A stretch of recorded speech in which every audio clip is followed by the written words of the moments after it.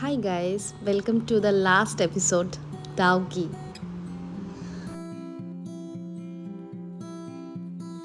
আজকে আমরা দাওকিতে যাচ্ছি, তো রেডি, রোদ উঠেছে খুব ভালোভাবেই। এখন যাচ্ছি, একটু লেট হয়ে গেছে, 7টায় বেরোনোর কথা ছিল, অলমোস্ট 8টা বাজতে যাচ্ছে। এখানে আকাশ একটু আগে গিয়ে স্কুটিটা কালেক্ট করছে। এবার আমরা বেরিয়ে পড়েছি আমাদের ডেস্টিনেশন দাওকির দিকে। তো ট্রাফিক পেয়েছিলাম আমরা সকালের দিকে, স্কুল কলেজ এভরিথিং ছিল, তো সেই জন্যও ট্রাফিকটা পেয়েছিলাম। তারপর সিটি থেকে বেরিয়ে গেলেই ওখানে ট্রাফিকটা তুলনামূলক কম আছে।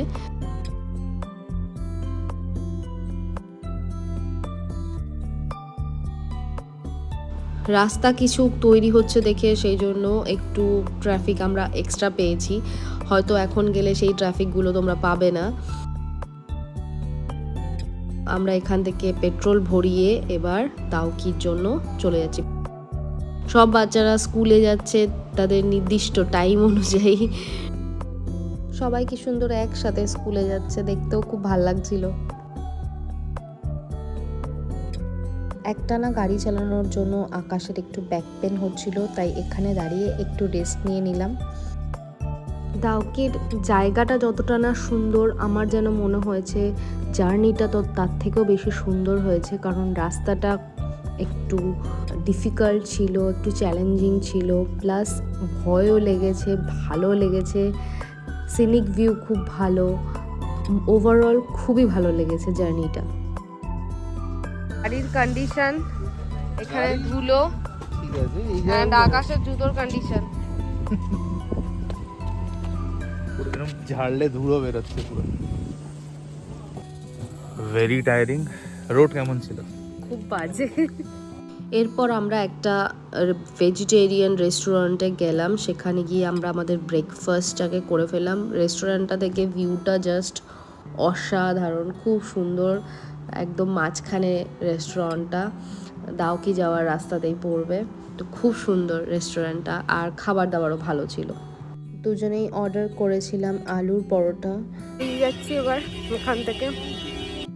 খাবার খাওয়ার পর আমাদের আরও হাফ ওয়ে রাস্তা বাকি ছিল, তো আমরা যাওয়া শুরু করলাম। এখান থেকে আরও 1.5 ঘন্টার রাস্তা, অ্যান্ড ফাইনালি আমরা পৌঁছালাম এবার দাওকিতে। শিলং থেকে যত দাওকির দিকে আসতে থাকবে খুব গরম লাগবে, উপরে গাড়ি পার্ক করতে হবে, আর তারপর এই সিঁড়ি দিয়ে আস্তে আস্তে নেমে নিচে গেলেই ওখানেই সব বিভিন্ন বোট রাখা আছে, আর বোটের জন্য তোমাদেরকে কন্ট্যাক্ট করতে হবে এদের সাথেই। এখানে এসে সব কষ্টটাই মনে হয়েছে ওয়ার্থ ইট, কারণ এত সুন্দর জায়গাটা, জাস্ট অসাধারণ। This is Daoki River. This is actually clean. এই যে আমাদের বোট নিয়ে চলে এসছে, আর বোট কস্ট 800 থেকে 1200-র মধ্যে। কি রে, ভয় লাগছে মন? হালকা। This is Indian force. This is BSF. This is ours. और वो वाला जो पोस्ट है, that one is Bangladeshi. और वो सब बांग्लादेश है।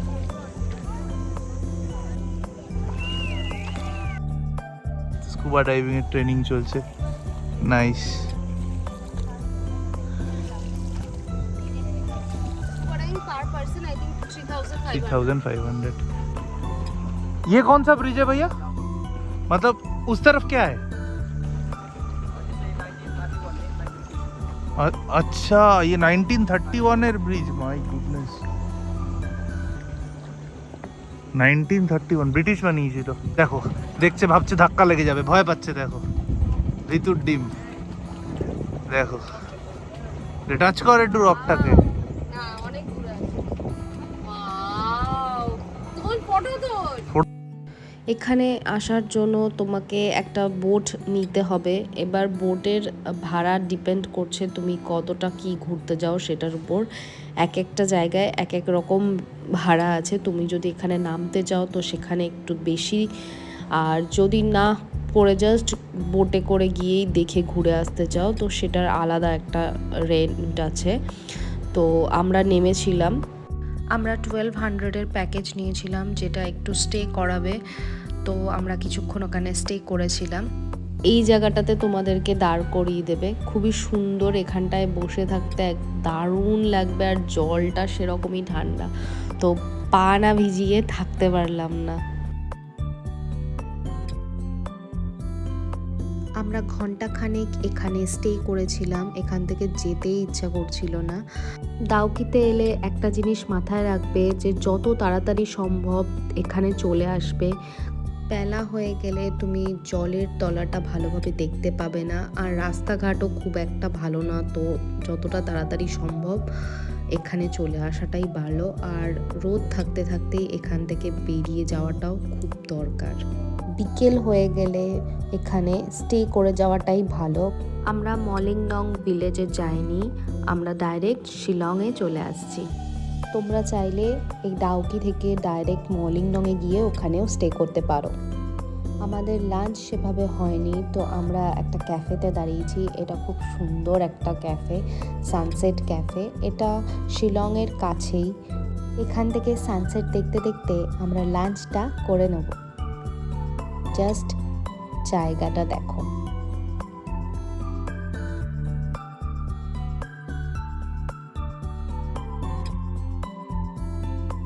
যদি তোমাদের কাছে সময় থাকে তো এই ক্যাফেটাকে কিন্তু কনসিডার করতেই পারো।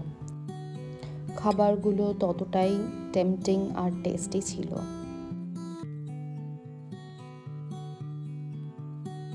Once in a lifetime খুব সুন্দর জার্নি ছিল, খুব ভালো লেগেছে।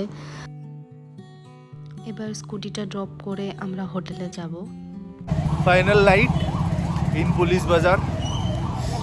লাস্ট কিছু শপিং টপিং যদি কিছু করার থাকে সেগুলো করে আজকে হোটেলেই ডিনার করে নেবো, আর বাইরে কোথাও যায়নি, ইটস টু টায়ার্ড। আমরা সব রেডি হয়ে গেছি বেরাবো বলে। ব্যাগ সব প্যাক করে রেখেছি, অ্যান্ড এই দুটো আমরা নেব। কাশ রেডি হয়ে ফোন কেটে বেড়াচ্ছে। আমরা এখন ওয়েট করছি, বিকজ এখন কোথাও যাওয়ার নেই। So checking out. Lovely hotel. আমরা এখন চেক আউট করে নিয়েছি, বাট লাগেজগুলো ওখানেই আছে। এখন আমরা যাচ্ছি ব্রেড ক্যাফেতে। এখানেই আছে bread cafe, I think this. হোটেলের মধ্যেই লাগেজগুলোকে রেখে আমরা একটুখানি বেরিয়েছি ব্রেকফাস্ট করার জন্য।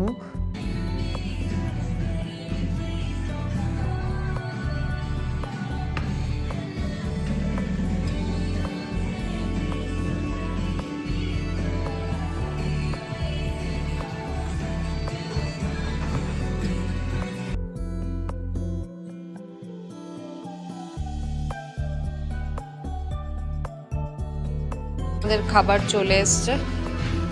আমি নিয়েছি ভেজ গ্রিল স্যান্ডউইচ, না তুই cheese grill, cheese grilled, and that one veg grill. কিছু জিনিস আমরা প্যাক করে নিয়েছিলাম, আর আমাদের গাড়ি এসে গেছে, তো আমরা লাগেজ নিয়ে এবার গাড়িতে উঠব। আমরা এবার শিলং থেকে গুয়াহাটি যাচ্ছি, আর আমাদের ক্যাব ফেয়ার পড়েছিল 2000।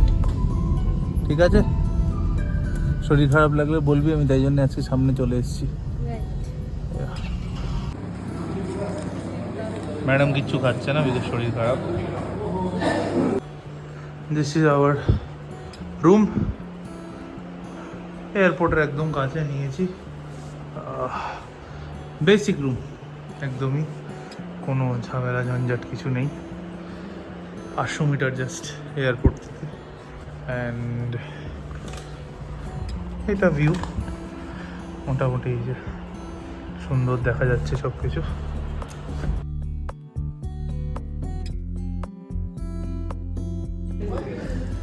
ভেজ বিরিয়ানি আর রায়তা, গুলাব জামুন অ্যান্ড ফুল টু সি।